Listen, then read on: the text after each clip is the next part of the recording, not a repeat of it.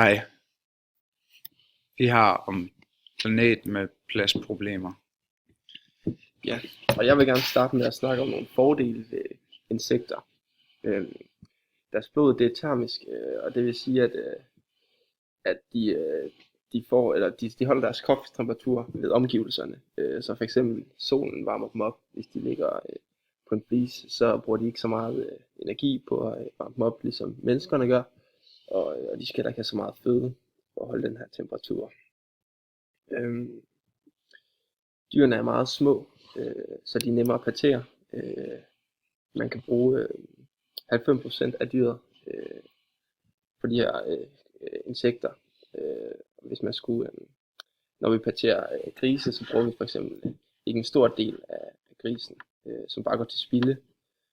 Og derfor det er godt at spise insekter, når vi kan bruge så meget af dem. De har en lille forbrænding. Vi kan, for at lave en forkylling, skal vi kun bruge 1 gram foder, og i forhold til en ko skal vi bruge 30 kilo. Og man skal også bruge 1 kilo ved forkyllingen. Ja. Og indholdet af protein er højt i insekterne, så der er god næring i dem. Ja. Danmark ligger nummer 4 på en liste over, at vi har det største forbrug per indbygger, og det var i 2011.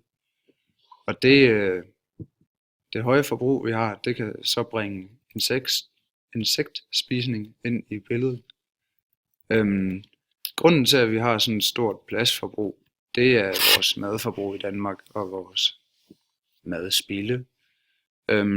Vi bruger meget plads på at dyrke vores mad, hvor det specielt er oksekød, vi bruger meget plads på. Derimod har insekter ikke brug for at holde deres temperatur, som almindelige husdyr bruger på at holde temperaturen på 40 grader cirka. Og derfor er det en fordel at spise insekter, da de ikke bruger så meget energi på at skulle bruge deres energi på at omdanne energi til varme. Og fordi insekter ikke har brug for så meget foder til det, vil det ende med, at vi har mindre pladsforbrug, fordi at der skal færre marker til at producere mindre mængder af føde. Hvis vi for eksempel byttede oksekød ud med forkyllinger, vil vi kunne udnytte pladsen bedre, da forkyllinger også er mindre pladskrævende.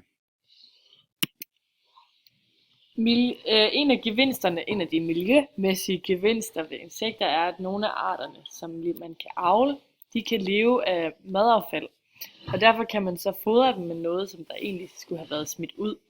Og når man gør det, så er produktionen af insekter stort set på et forbrug på 0, hvilket giver et meget lille pladsforbrug. Og der skal altså ikke bruges arealer til at producere foder, da det ligesom allerede er produceret. Dog kan insekters vækst og foderudnyttelse dog svækkes, når insekterne de fodres med restprodukter i stedet for optimerede foderblandinger. Med insekter kan vi komme af med et spildprodukt, og samtidig kan vi så omdanne affaldet til nyt mad. Og der følger også andre miljøgevinster med til insektspisning, fordi at de fleste insektarter de udskiller ikke metan, som almindelige husdyr de gør i store mængder. Og blandt andet køer de udleder omkring 150 kg metan om året, hvilket betyder, at atmosfæren den opvarmes på grund af metanens drivhuseffekt. Og melorme, forkyllinger og græshopper er de insekter, som man forestiller sig skal produceres i fremtiden, og de har 100 gange lavere udladning af drivhusgasser end for eksempel korn. Og udover det her metan udslip, så behovet for vand, det kan også reduceres ved spisning af insekter. For ved produceringen af 1 kilo oksekød skal der bruges henholdsvis 43.000 liter vand til dyrene af deres foder, hvorimod at der kun skal bruges 2,5 liter vand til 1 kilo melorme, hvis de vokser op på madrester.